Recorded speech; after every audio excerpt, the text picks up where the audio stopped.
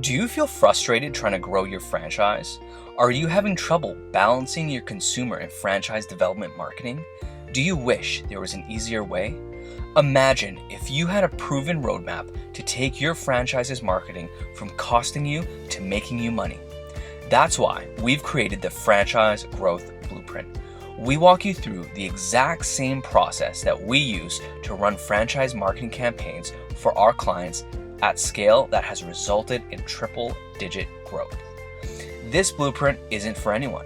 It's not for people just starting a franchise. It's not for franchises without long-term goals. This is for franchises that want to scale up their marketing in a predictable and profitable way using a proven roadmap. If you want to sell more franchises, keep your current franchisees happy, and learn from people who have already done it, go to franchisegrowthblueprint.com and sign up today. That's franchisegrowthblueprint.com. Hello, everyone. Welcome to another episode of the Franchise Marketing Podcast. Today, very excited to have a fellow Canadian here, John Evans, who is the president and CEO of EverLine Coatings. John, welcome to the show. Hey, Jordan. Thanks so much for having me. I'm looking forward to spending some time with you here today. Of course. So for our listeners who haven't heard about you and your franchise, what do you do? Oh, well, what don't I do? No, we're EverLine Coatings and Services. We're a parking lot line painting and asphalt maintenance company. So our headquarters is in Calgary, Alberta.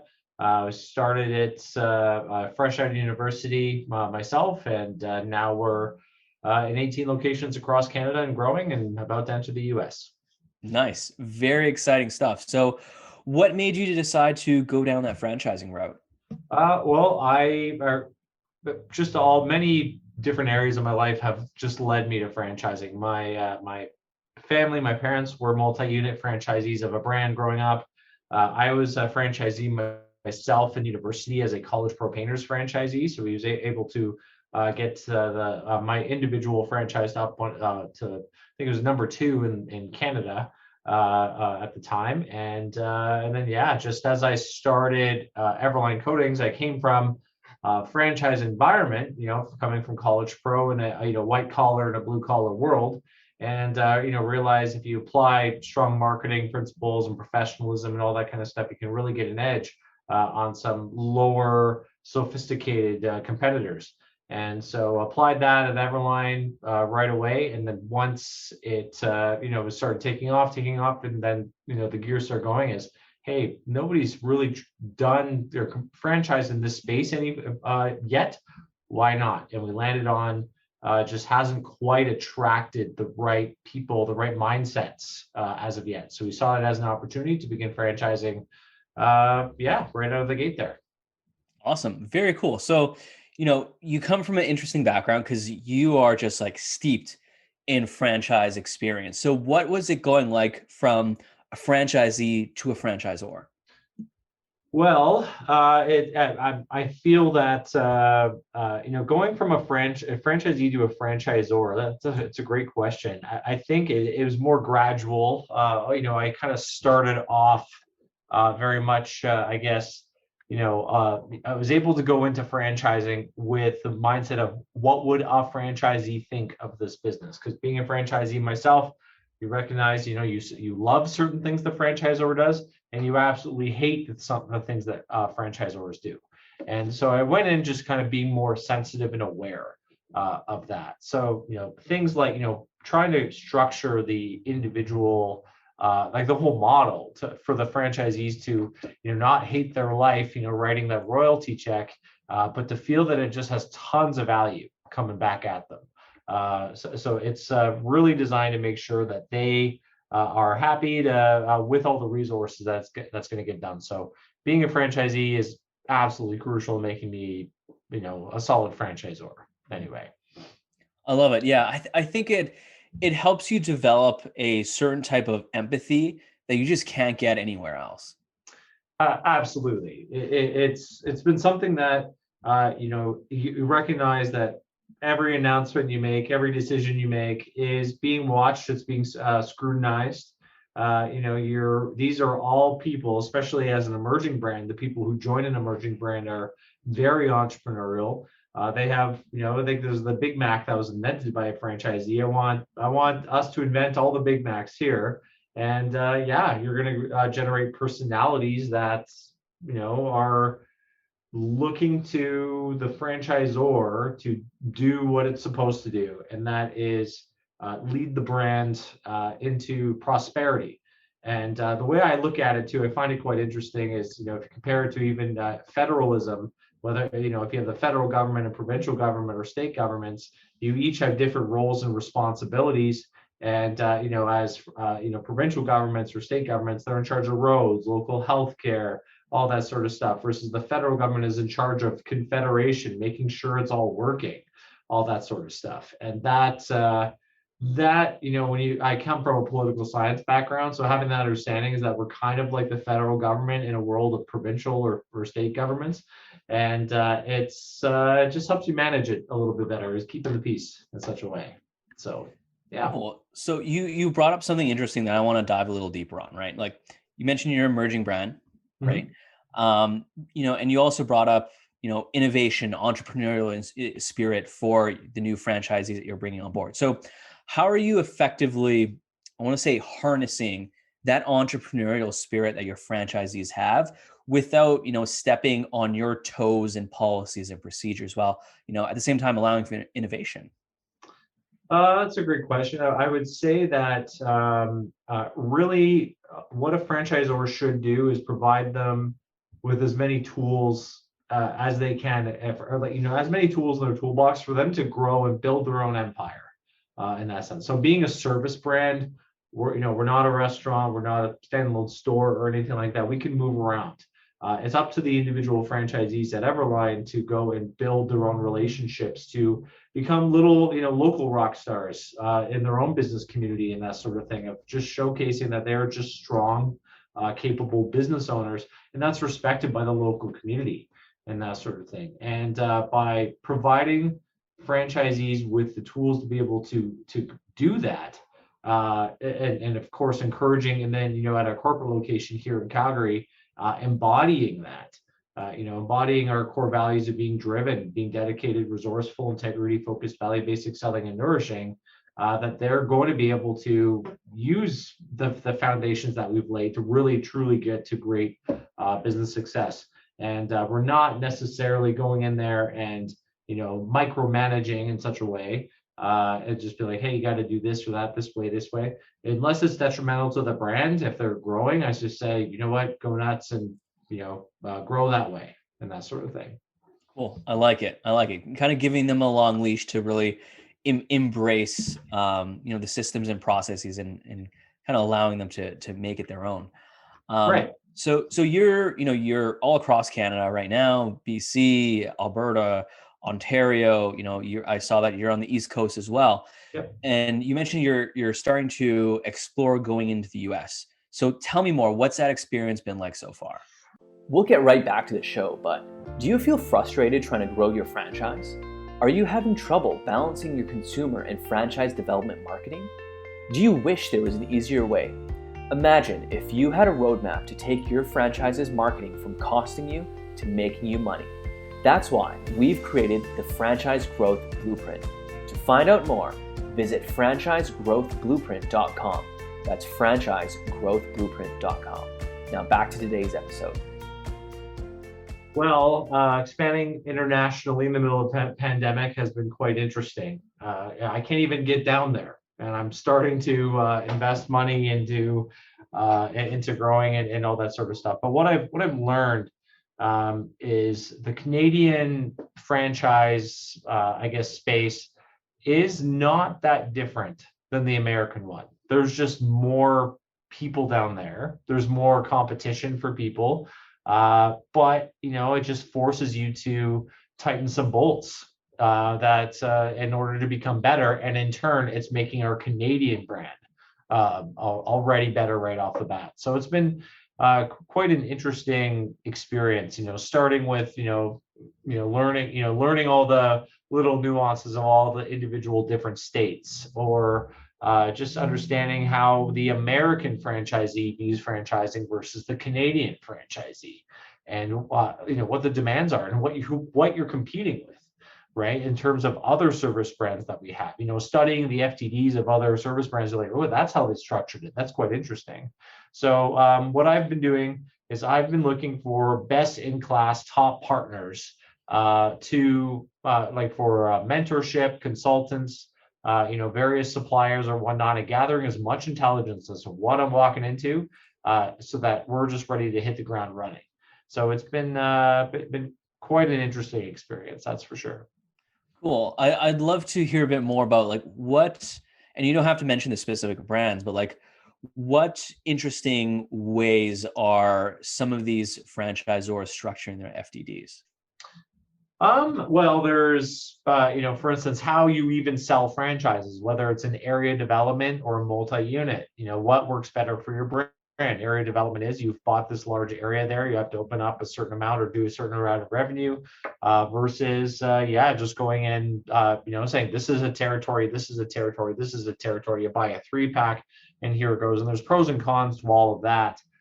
Down to how, like, I guess just the ratio of a brand fund mixed with a royalty fund, and kind of how all that works. I've had to adjust it to our Canadian one in order to become a bit more Americanized, so that we don't stand out like a sore thumb, right? So that sort of thing. So it's been you'll, like, for instance, in Canada, I have a 5% royalty and a 2.5% brand fund, but in the United States, the average is 6% of a royalty in service brands, at least, and a 2% brand fund. That changes, that little 0.5% difference changes a lot of things, all across the board there. So it's there's just been an interesting variety and how it all works. There's how your item 7 is presented, how your item 19 is presented. Holy smokes, my item 19 went from like 2 pages, like in the Canadian version of it, to 22 in the US.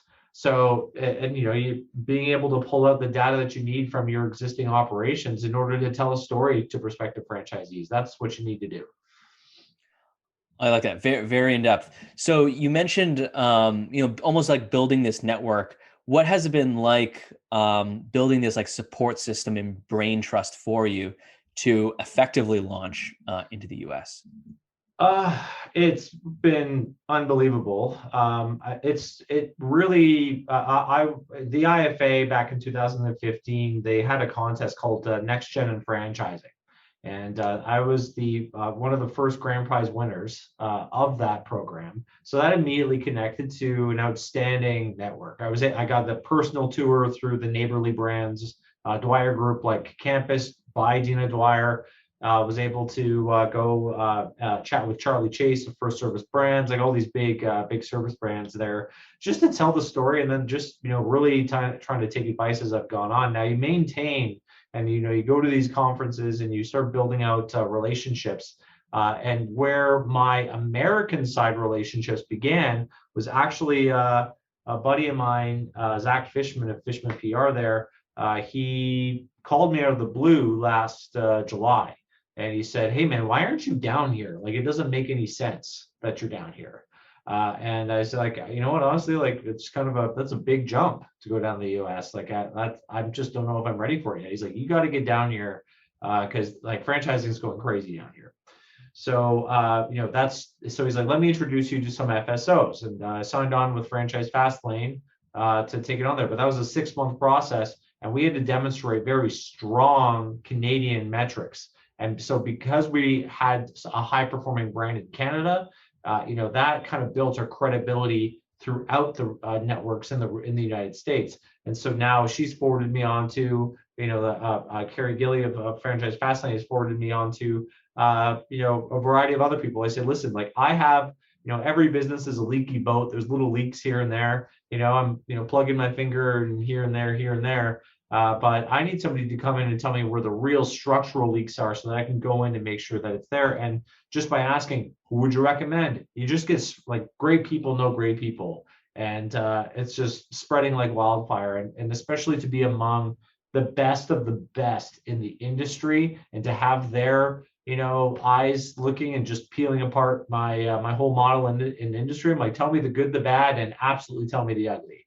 And they just tell me how it goes. So that's yeah.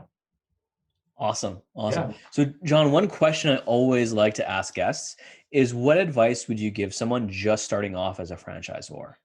As a franchisor, I would say get mentorship as soon as possible. The very unique thing about the franchising world that really surprised me as I got into it was how open other people were, especially competitors as franchisors. Like it was Charlie Chase that said to me, make friends with your competitors, because as a franchise brand, by your very nature, you are operating better, or you should be operating better. If you're not, then you shouldn't be a franchise. But you're operating better and you're building up the integrity of your entire industry. And so if you're able to find people that may say you're not comfortable, if you're a painting franchise and not comfortable chatting with sort of pro painters, for instance, or what have you, then you can go find a landscaping brand or a plumbing brand, all that sort of stuff that will, like, they're very similar problems you deal with. There are people out in the field completing physical work, and it's kind of a very similar idea related to that. I love it. Great, great advice. And to your point, that's one thing, the openness and sharing, that has continuously happily surprised me about the franchising industry. Mm-hmm. Mm-hmm. Yeah, it's been, especially, and then also in addition to getting that mentorship network, of course, first is going to the IFA conventions or the CFA conventions. They are small worlds, and the first one you're going to be a bit overwhelmed, but once you find some, like, you make a connection, you go and connect with them, and then you connect with others and others, and then your network grows. So yeah, it's totally worth it to get involved with the community, because there's just so much there. Mm-hmm. Mm-hmm. So switching gears a little, John, this is a growth and marketing podcast. So I'd love to hear more about, what growth initiatives and marketing initiatives have you gone through that's really helped grow your brand across Canada? So on the franchisor side, we've really just leaned heavily into social media and AdWords and things like that. Especially with COVID, like, yeah, you couldn't do. I tried some of those virtual franchise trade shows. I don't know. I might get yelled at for saying this, but I think they're terrible. So like, just terrible. So I doubled down on social media marketing and improved our sales process, just to be able to capture, like, you're going to get more tire kickers through that, so you have to have a better, I guess, filter in order to get better quality leads. So just I I tripled my spend on social media marketing last year, and I'm going to double that, triple this year going forward. So just to keep it going on that front. And then, of course, it helps. We were showcased on CBC's Dragon Stand twice, so that really helped there as well. Then you have, but on the franchisee side, because we're a business-to-business brand, we've been focusing on trying to maintain a level of human connection as much as we possibly can. So that's utilizing, frankly, video in almost all of our emails, just in order to show, because, like, when we have somebody reaching out to build a new relationship with a property manager, being able to, I guess, is say, hello, Billy, I am a person, I'm trying to talk to you. Hello, like, just versus, hi, I'd love to do your line painting and pavement maintenance services there for you. It's just like, it's just a little different. It allows someone to see a face of somebody trying to connect with them. You can reach them out by name and talk from there. So in our business, it's very much direct reach out. And so far it's working. We're booked at like 60% of our entire year's revenue already, that kind of thing. Wow, that's impressive. So I want to unpack that a little more on the outreach side. So how are you finding scaling that out? Because it can be quite resource intensive. It is.